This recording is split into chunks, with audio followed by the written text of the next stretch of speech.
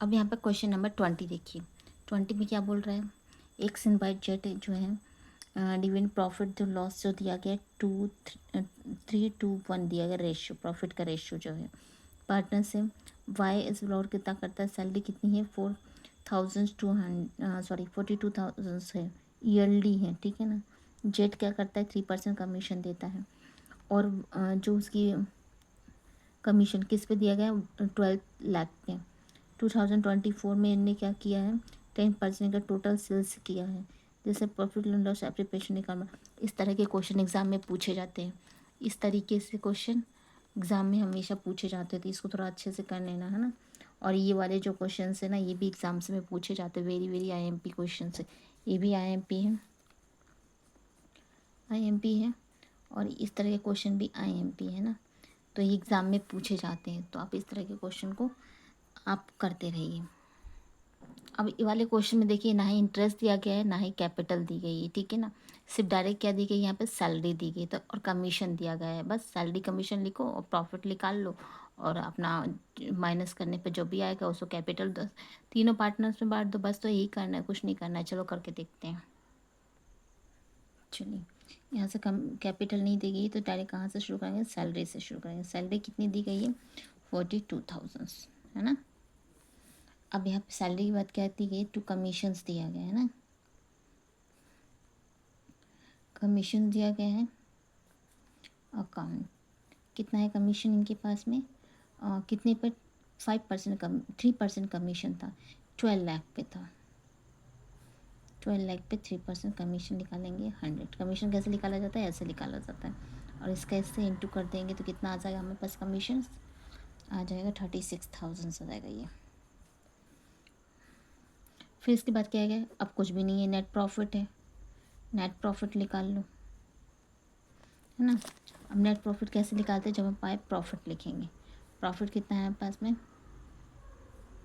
And loss, ठीक है, कितना लॉस दिया गया प्रॉफिट एंड लॉस। अब प्रॉफिट एंड लॉस को बोला गया 10% देना पड़ेगा आपको, है ना। हम्म,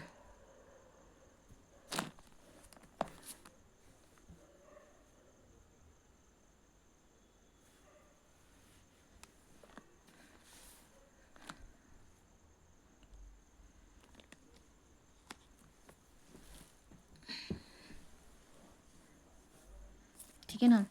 देखिए 12 लाख बोला गया प्रॉफिट है, तो इसमें 10% लगाना है, 10% लगा के 120 हमारे पास क्या आ गया, प्रॉफिट आ गया। बुक में खुद बोला गया है कि प्रॉफिट कैसे करना है आपको, ठीक है।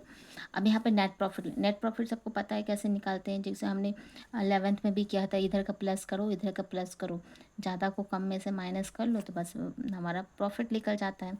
उसी प्रॉफिट को जितने भी पार्टनर्स हैं, जैसे हमारे पास कितने पार्टनर्स हैं, 3 पार्टनर्स है, कौन है, एक्स, वाई और जेड। तो इन तीनों पार्टनर्स में उसी जो माइनस करने पे जो भी आएगा, जैसे मान लो इसमें से हमने इस तीनों दोनों को माइनस किया तो प्रॉफिट आ गया हमारे पास 20,000। अब 20,000 जो आया हमारे पास में, जो टोटल होता है उसी को नीचे हम टोटल में लिखते हैं, ज़्यादा होता है उसी को। तो अब हमारे पास 20,000 को, सॉरी 42,000 को क्या करेंगे, कैपिटल बांट देंगे। कौन से बांटेंगे, जो रेशियो दिया गया ऑलरेडी बुक में 3:1 रेशियो दिया था, 3/2 कितना हो जाएगा 6 हो जाएगा, 3:1 कितने टोटल सबको काउंट करो 6 हो जाएंगे। अब 6 को हम क्या करेंगे, हम पहले इसको 3% देंगे, तो इससे इसको डिवाइड करोगे और इसको इससे इंटू करेंगे, जो भी आएगा तो वो हमारे पास क्या हो जाएगा 21,000। ओके, दूसरा भी बाय को भी वही तरह से देंगे 2/6, तो कितना आ जाएगा हमारे पास ये 40,000। और जेड को वही देंगे, हम उतना ही देंगे जितना इनको दिया है 1/6, कितना आ जाएगा इसका 7,000। ये हमारे पास ये टोटल इतना, ये सब टोटल हमारे पास इतना आना चाहिए, तो हमारा सही है। और इधर का भी टोटल हमारे पास क्या आ जाएगा, जो हमारे पास ज़्यादा होता है उसी को टोटल में रखा जाता है। देखिए इस क्वेश्चन में ना ही हमें कैपिटल बनाना है, कैपिटल अकाउंट बनाना है, ना फिक्स कैपिटल अकाउंट बनाना है, और ना ही करेंट अकाउंट बनाना है, ठीक है ना।